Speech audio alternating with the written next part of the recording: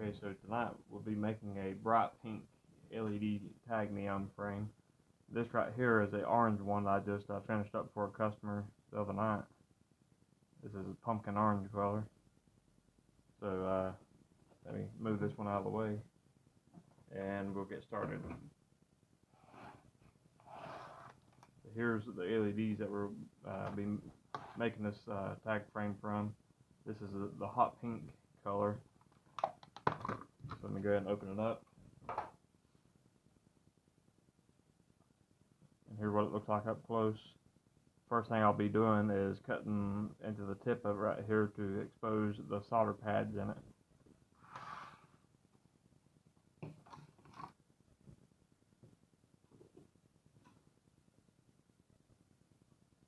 I'm just cutting just a little bit of the silicone material away from the LED strip that's inside of these. You gotta be careful not to cut too deep into it or you'll cut the actual LED strip itself and you have to start all over again. So there's the little piece I just cut out of it. Throw it away. So now you can see that the two copper solder pads are now exposed. Let me clip it into my alligator clip thing here.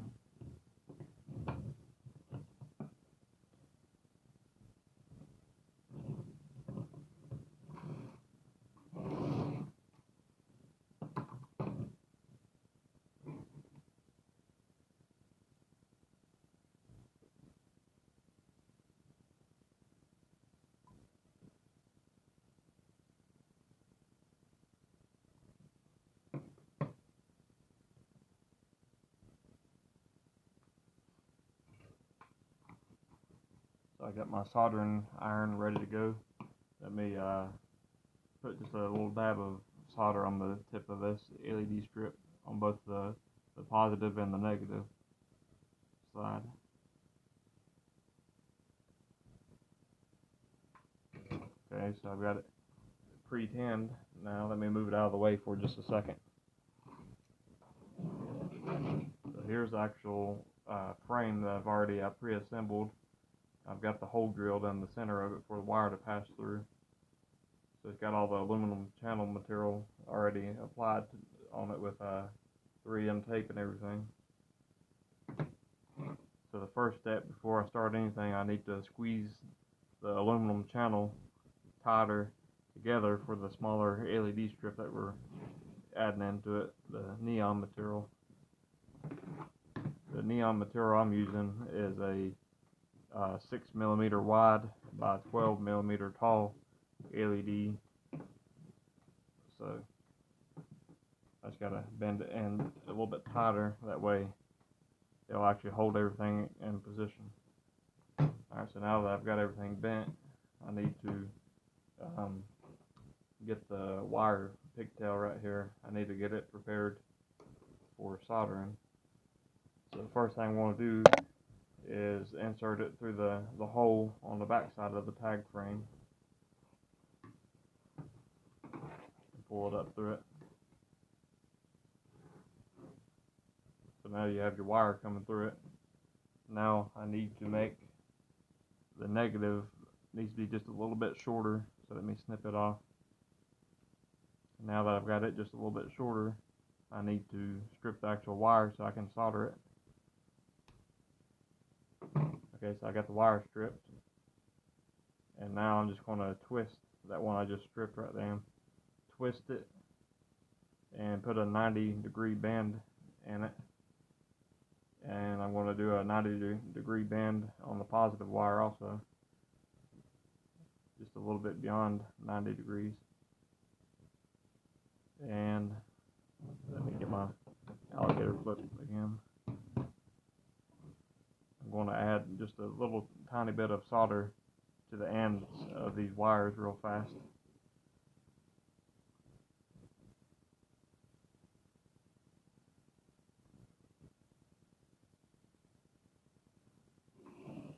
Okay, so now I have the wires that are pre-tanned now. Just got the solder on the tips of them. So now I'm going to cut both of them the same length. Now that I've got that done, I can go back to my LED neon strip that I worked on just a second ago. I can put it back in the alligator clips here. Okay, so now what I'm going to be doing is soldering these two wires to the actual LED material. So let me get everything lined up properly like I need it. Yeah, that should work. Okay, I'm going to solder the negative wire first, which is the shorter one.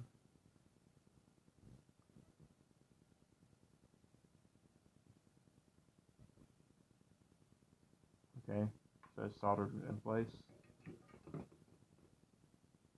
Now I'm going to make the red wire just a little bit shorter so I can make the necessary bend that I need to make with it to make this a nice low profile solder joint. Okay, so now I'm getting ready to solder the red wire in place.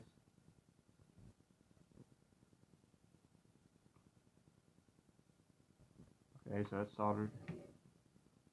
Now I need to test that connection that I just did.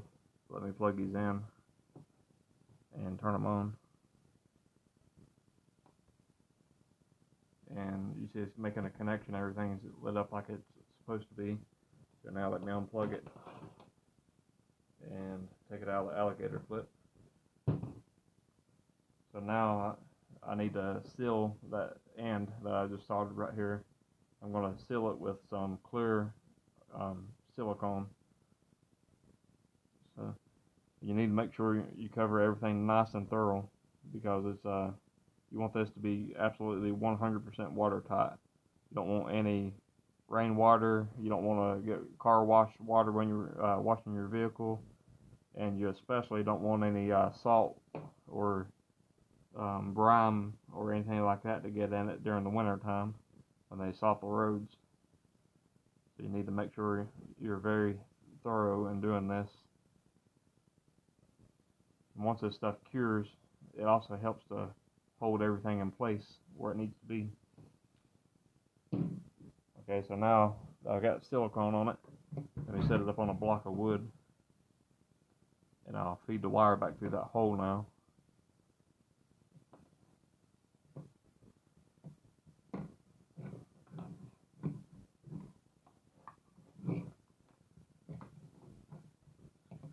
And I will gently insert the LEDs through the hole, or the wire back through the hole, being mindful not to put any stress on the solder joint,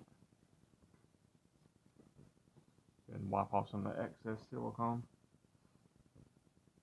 Okay, so now that I've got the wire pushed through the hole, I can move the wooden block out of the way. And now we're going to work your way all the way around the tag frame, inserting the LED neon material into the groove all the way around it. You need to be really careful when you're making the bends and the corners to not put things in too much of a weird angle when you're bending it. You need to keep the row of LEDs pretty well level, because if you bend them upwards too much, you'll end up breaking the solder joints inside of the actual LED strip that's inside of these things. Let me squeeze this one together just a little bit more. And if you break that solder joint, that whole LED strip that you've already done here it will be ruined, and you'll have to start over again, and you'll have a bunch of LED that's wasted. You can ask me how I know, because I've done it before, accidentally, of course. So even I make mistakes. So you just gently insert it all the way in place.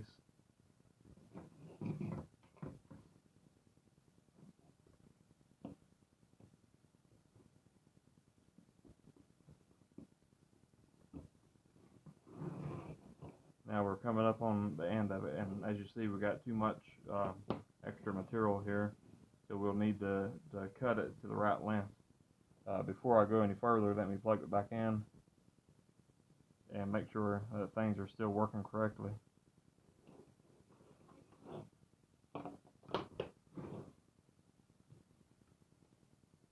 So everything's still good at the moment. So yeah, we're going to have to cut this roll to length. And let me turn it off for a second, I'll show you. On the actual roll of these LEDs, if you look up close, you'll see those black dots every so often, about every inch or so. Those are your cutting points. That's where you can cut it with a pair of scissors or cut it with a razor blade, and it will not, affect the rest of the light strip. So I need to line one of those black dots up with where it meets up with this one right here. So I'm going to temporarily insert it into here and check to see how close I am to lining up with one of those black dots. And you see I'm just a little bit long at the moment. So I need to make up that distance somewhere on one of these corners. It looks like all of them's pretty tight except for this one, so I can make this one just be just a little bit longer. And when I do that, it lines up a lot better. I don't know if you can see it on camera or not. So now that I know where I'm need to cut it at, let me gently pull it back out. And I'm going to cut it right on that line.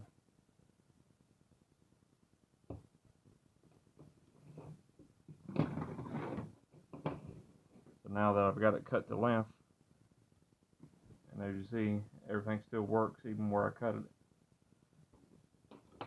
So when you cut it, that leaves you another exposed end right here that you need to seal off using the silicone. So let me get the silicone over here again. This one doesn't take nearly as much as the one with the wires, but you still need to put a really good coating on it because you don't want any moisture to get inside to that LED strip that's inside of it. So now I need to gently bend this in the corner here and get it lined up on the tip. And as you see, right now everything's in a bind. This is another one of those steps where you need to be really careful because you're not supposed to bend these LEDs in this type of shape. That's where you end up breaking the solder joints inside of them. So being very gently, I'm pressing it up against that seam right here to where it makes it a nice uniform flush seam. Just gently work your way towards the end. Once you get it lined up where it needs to be, you can go and press it all in place nice and solid. And now you're going to have some excess silicone that you need to wipe off. So let me get it wiped down.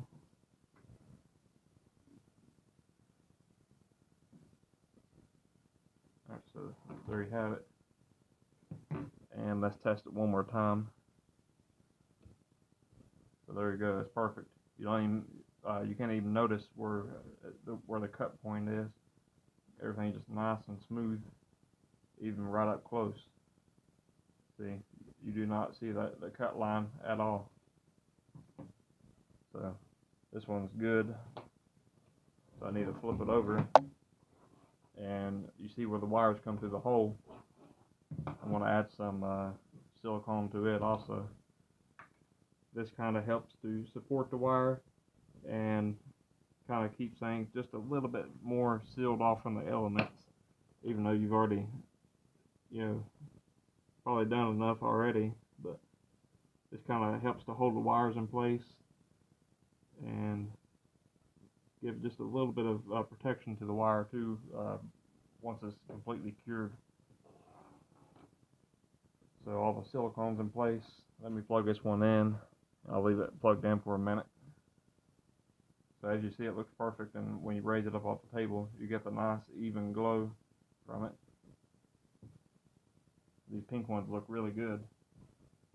And now is the time where I give it a serial number and write the date on it. So let me check my book here. So far I've made 57 of them. So this is going to be number 58. So let me mark it in my book. And today's date is November the 19th.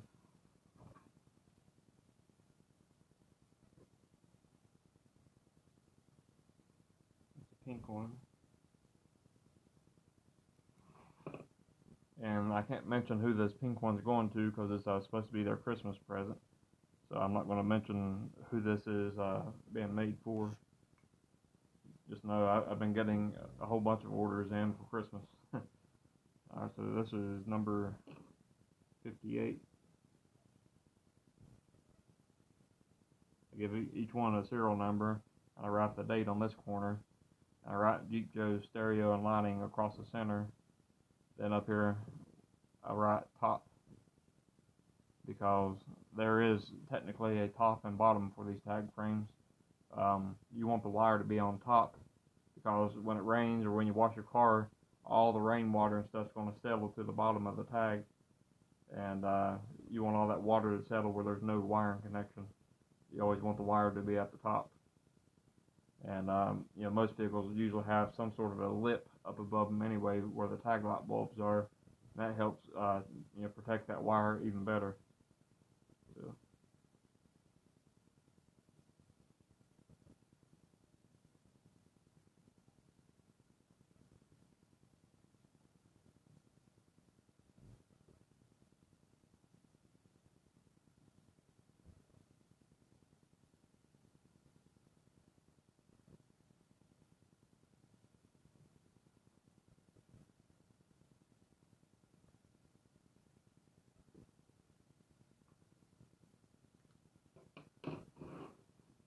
Alright, so there's number 58 done.